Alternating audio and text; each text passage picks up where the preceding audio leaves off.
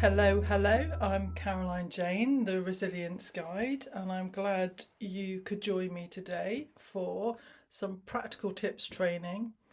And the subject is from drained to steady. So, in this short training, I'm going to cover burnout worry, understanding yourself, common energy leaks, some practical tips. So if you haven't already, pause this, go and get pen and paper. There are some useful tips that I'm going to share. But there is going to be a handout with this training, so you should be able to read that if you don't have pen and paper. So what is the reality? If you're here and you're watching this, you're probably tired. Not kind of just need a bit of a nap tired, but that deep all the way into your bones kind of tired. Maybe you've noticed your patience is a bit thinner than it used to be. You may be a little bit irritable. Maybe your humour has gone from being quite cynical to being quite dark. And your body may be waving a few red flags. So I get it, I've been there. Know that you are not broken. You're just running on empty.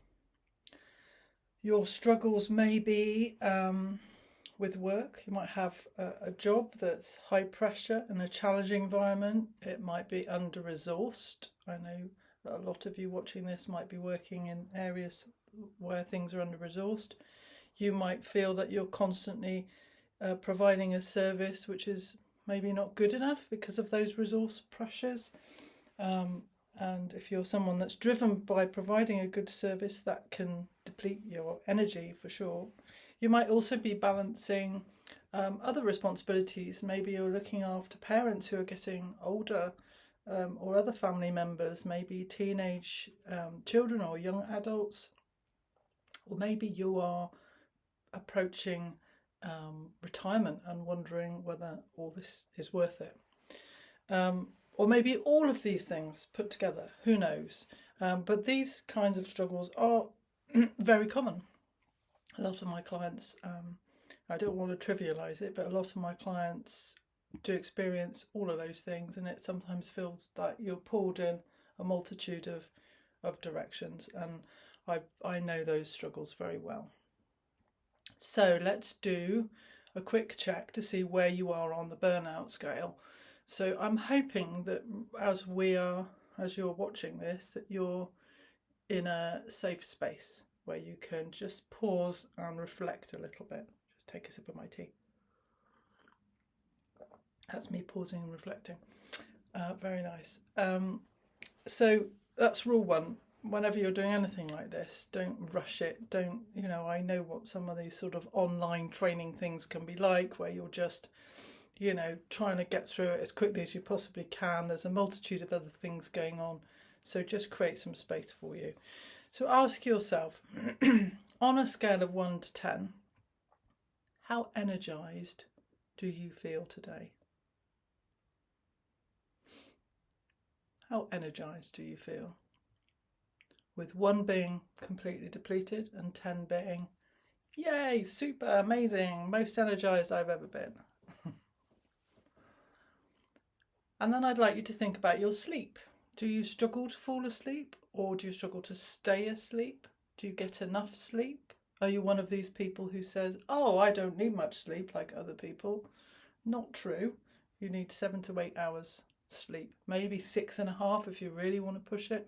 I used to be one of those people, and it was only when I got a decent night's sleep did I notice the difference.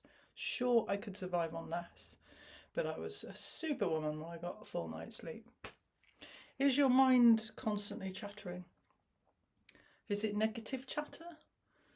Is it thinking about things that you should have done better, or you could have done, or why did you do that? Or is it just planning chatter? My chatter is very planning chatter. You need to do this and don't forget to do that.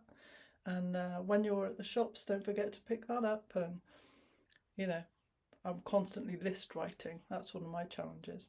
Now, are you constantly distracting yourself with other things and not really paying attention to those red flags in your body? We've got a multitude of distractions in the modern world. That's something that I talk about a lot. Do people say to you, or you must look after yourself in all this. And if they do you know how? Do you know how to? What does that mean? So the first stage for me is just to pause and reconnect, because you cannot change what you're not aware of. And if you're not aware of what's going on with you mentally and physically,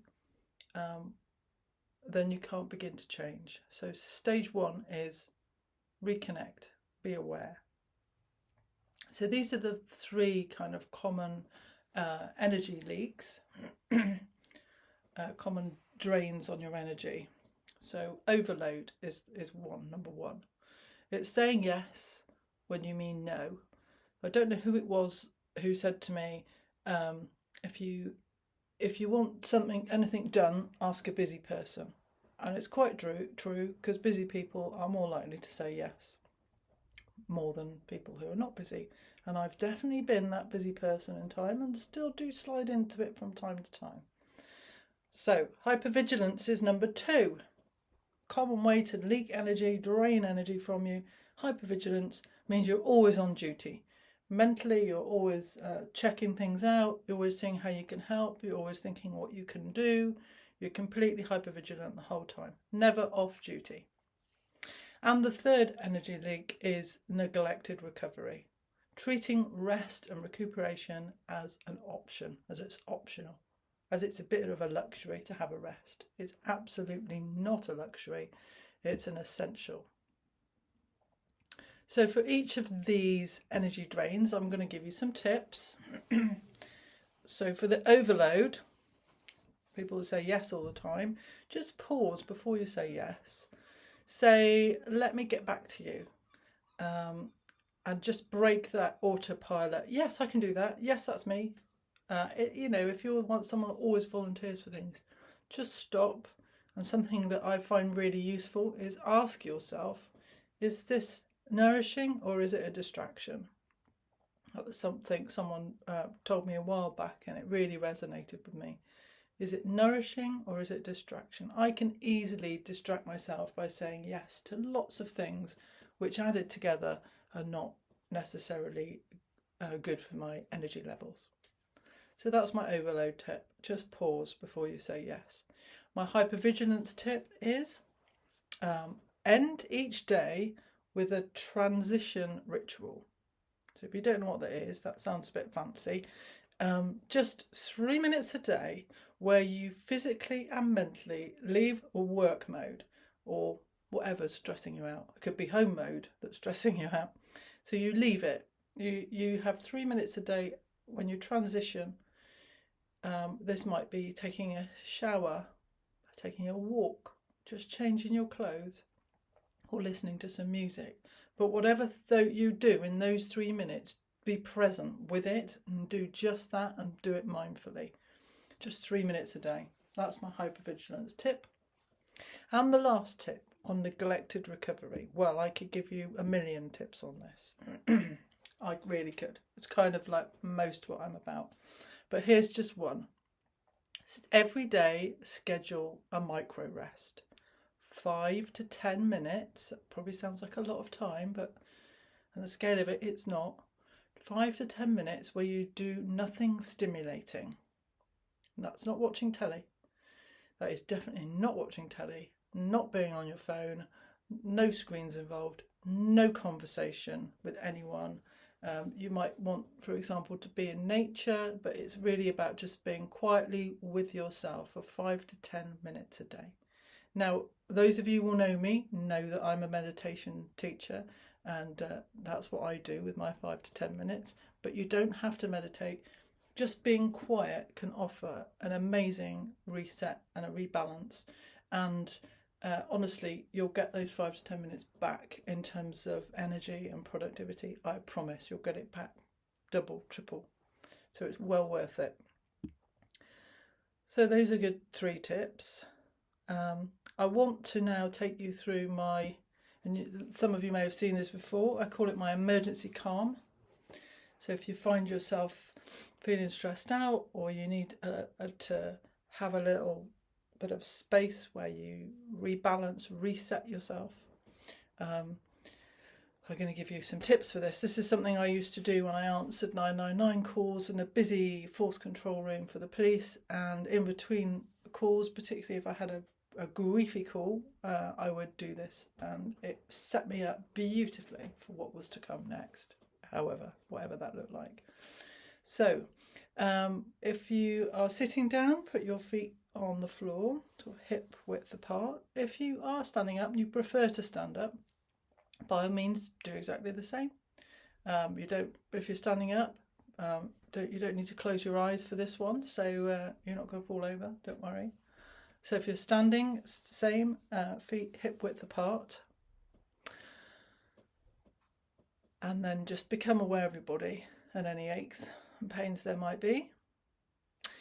And what I'm going to ask you to do is 3 breaths. So I'm going to ask you to inhale for the count of 4, hold for the count of 2, and then exhale for the count of 6. And we'll do this together. So if we're sitting down, we'll put our palms on our lap. So we're going to inhale sharply for 4, hold for 2, and exhale for 6.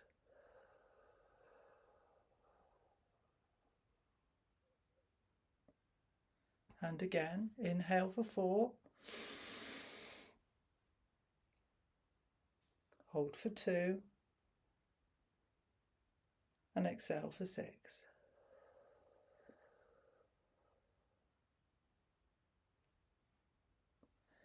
Inhale for 4, hold for 2, and exhale for 6.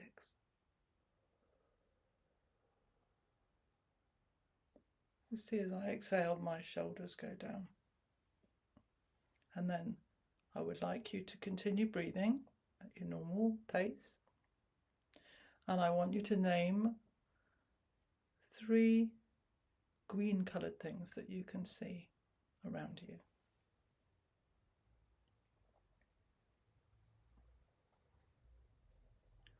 And then think about what you can hear. Can you hear anything apart from my voice? Are there background noises? Just tune in to maybe the quietest thing that you can hear.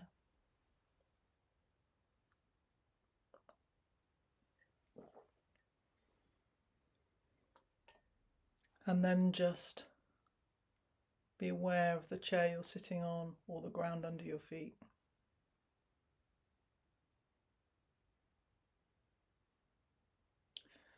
So that reset technique, which you can do yourself.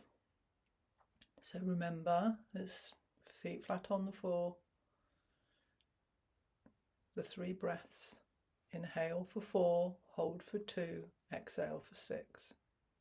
And then just noticing things around you that you see, hear, or feel.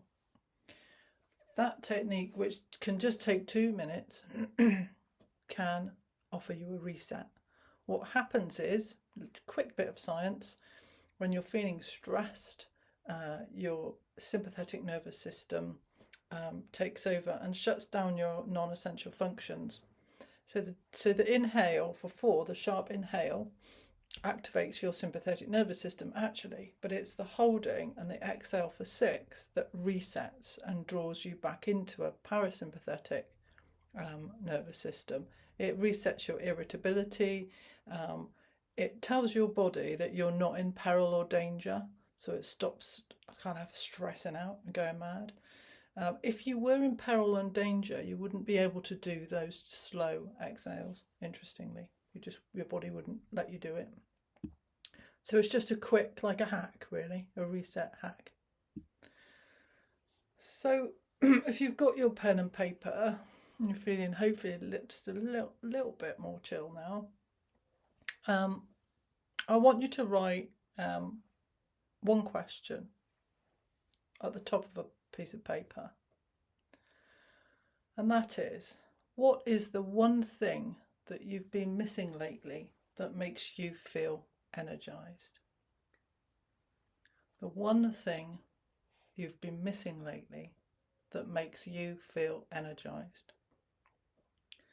I don't want you to answer that question now, but I do want you to plan 5 to 10 minutes during this coming week to answer that question. So, and when you've done it, just really reflect upon it. It's small, consistent reconnections like this that are important. I don't know if any of you do journaling. I do micro coaching, which a lot of people love. They're just like very short questions and interventions that arrive in your email box. I know lots of people hate email, but this is a good one because it smashes through all that noise. So if you're interested in that, let me know. But just think of the small, consistent reconnections that can allow you just those moments of reflection and resetting. So I just want really you to know that exhaustion is not a badge of honour. It is a warning light. And by plugging these energy leaks, taking small rests and reconnecting with what matters, you won't be just surviving day to day. You'll be building a new version of yourself that has space, energy, and peace, basically. So I hope you found that helpful. Why am I committed to this? I'm committed to this because I experienced all those things I've just talked about myself, and I rebuilt myself. I felt very strongly that there wasn't on offer help that was for me in today's modern world. So I committed to developing a program called The Unbreakable Path, which is a personal development program that's rooted really in resilience. It will help you understand yourself at a whole new level, and it will give you tools for life that will take you way beyond just your job or your family. It's tools forever. It's a journey. And it will help you still perform under pressure, and I think that's really important. It doesn't mean that you can walk away from your busy jobs and your responsibilities. It just means that you'll be able to cope so much better with all these things. So if you are committed to your personal development and you want to be part of this, then exciting news is the doors are going to be soon opening for registration for the programme, which is delivered online and in groups. And if you miss the live sessions, you can always watch again, like some of you will be for this. So get in touch. Wherever this video is posted, there'll be details about how you can sign up for the Unbreakable Path. I am very, very excited about it. I've already worked with people on a one-to-one basis, so I know that this development programme really works. Thank you. I've been Caroline Jaine. I am the Resilience Guide.